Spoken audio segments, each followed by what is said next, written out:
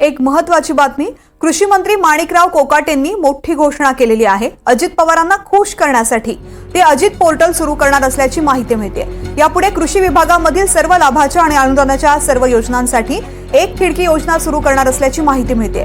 Ajit portal नावाचं एक संकेतस्थळ लवकरच शेतकऱ्यांसाठी उपलब्ध होणार आहे। या संदर्भातली कृषी मंत्री माणिकराव कोकाटेंनी मोठी घोषणा केलेली आहे।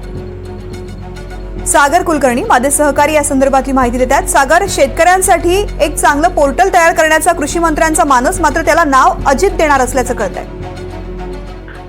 अजित पवार यांच्या समोरच कृषी मंत्र्यांनी आज ही घोषणा केल्याची माहिती मिळते।